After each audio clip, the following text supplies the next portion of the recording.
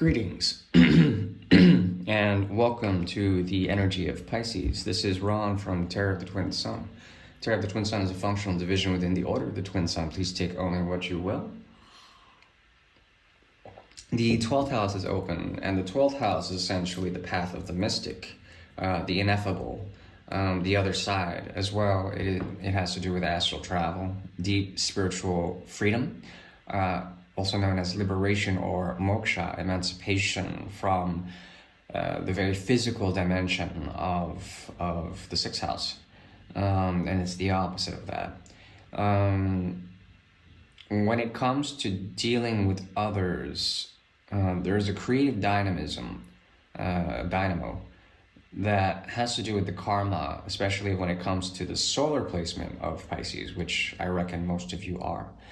It has to do with recognizing the sun in other people, there being a type of reflective quality. These people are often in analytical mode. They find themselves through others by expressing themselves to others in order to find and understand the mystic, or perhaps to look deeper into psychology, into self-defeating behaviors that might be a part of the death of the sun in the 12th house, for example.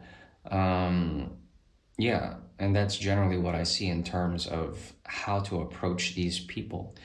They see in you essentially a dreamer, someone who is willing to start or begin a new path of faith, to found something in terms of the future. There's a futuristic quality to Pisceans that I think has been glossed over, not really paid attention to in astrological communities. But therein we have essentially the path of the mystic, that who can convert through a type of old paradigm suffering, martyrdom, cenobitic lifestyle, deep seclusion, being a pariah or being an outcast in some sort of way, to create a sense of new age or new religion, new spirituality. And that's the mystery of how they see you. That's just a little buff. We're gonna go ahead and get into the actual reading now, and this is for the month of July 2023. The 12th house is open. We'll be doing a spread known as the quantum triangle. The quantum triangle has been a discovery by the twin sun, and it's a 6-card spread that shows the coloration of 2 triangles superimposed, from the past to the future, and then a present moment of ascension, therefore a triangle. And it's 2 cards per angle, so we'll go ahead and get started with that. I'm working with the Pablo Picasso deck. Yeah, I'm the 15th owner of this deck. We'll go ahead and get started.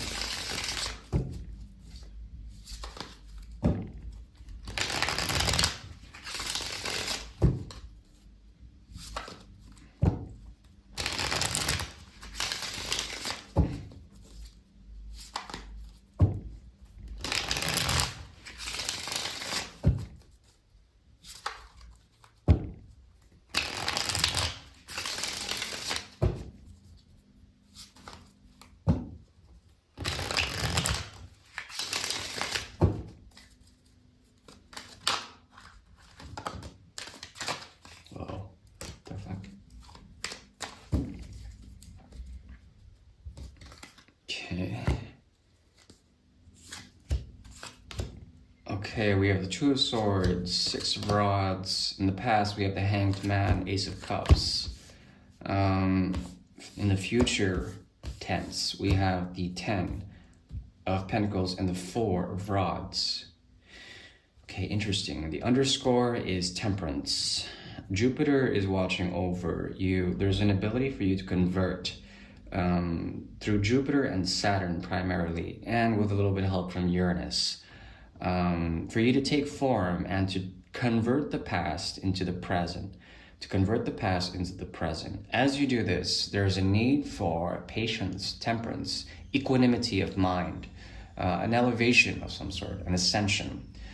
This can be had through these 2 cards here, the 2 of Swords and the 6 of Rods. There is a rite of passage that has to do with being able to unite two different polarities of the mind, left brain, right brain, to unite and to find a third path, to find a hidden path, to find the middle path. This middle path you can walk. And it has to do with essentially not really making a choice, to encompassing crisis, a mode of crisis, and finding stillness in that crisis. If you've been dealing with some form of connection, a toxic connection in the past, it seems like to me that you weren't able to drink from that cup with the Hanged Man and the Ace of Cups here. Hanged Man is not able to drink if he's upside down, for example. And there is a gateway, the two of rods that the hangman is hanging from, possibly even the three. When this happens, there is a suspension that has to do with the binding agent, the binding quality of Saturn that allows you to temper your body, that allows you to temper your mind. Okay, that's what's happening now. In this, there's a rite of passage. It has to do with the middle path not really fighting against gravity, the gravity of choosing from one to another. Trying to figure out what is right or wrong, good or bad, black or white. It's not your job for this month. The idea is here, especially with the 12th house, you've already embodied something in terms of a death sequence, of an ending of some sort. What it allowed you to do was stand at the precipice of a new gateway or a new timeline to observe what was going on. The thing is that the Ace of Cups that exists here, it doesn't really. I mean, there is something there is an offering, but I think you may have not really taken it. You have not drunk from that cup.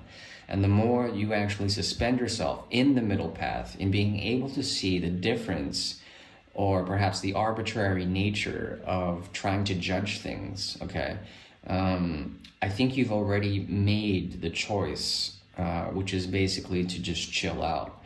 Basically just chill out month of July. The idea here is to be temperate, to be sort of, to be able to convert the conditions or the expectations of others into something else. Now, regardless or not, if this person or this person from the past had anything to do with some form of conditionality, manipulation, whatever, you didn't drink from that cup. Therefore, there was no way to be toxified for one thing or to be nurtured in another.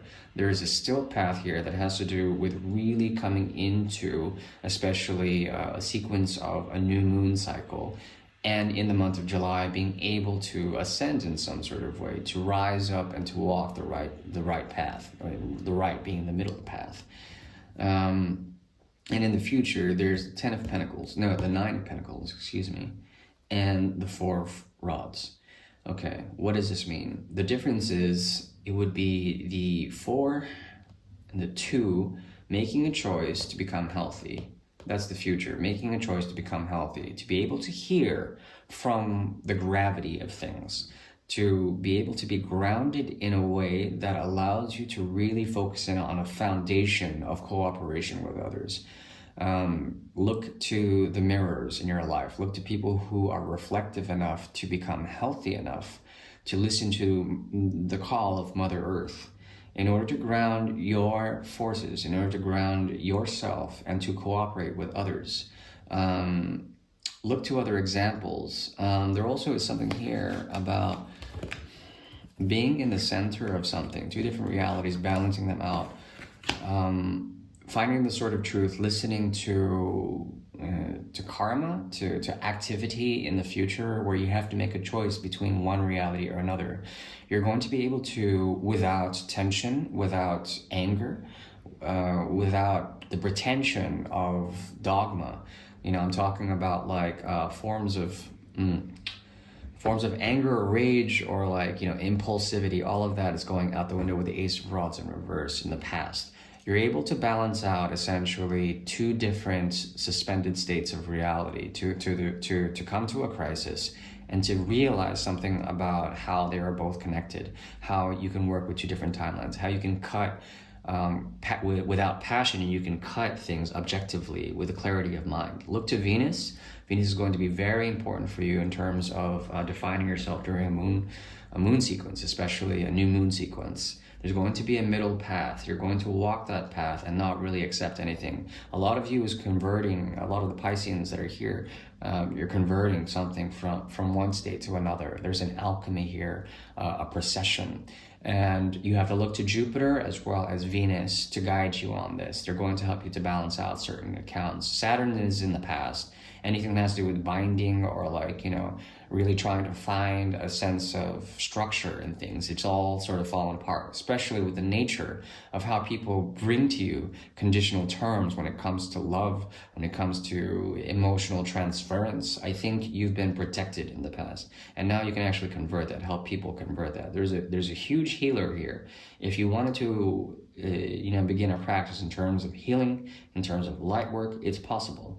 The idea here is to wait for that passage and make the choice at the right time. Always make the choice using bodily indications, whether that's your ear, your eyes, your stomach, your gut, your spinal column, all the chakras that are there.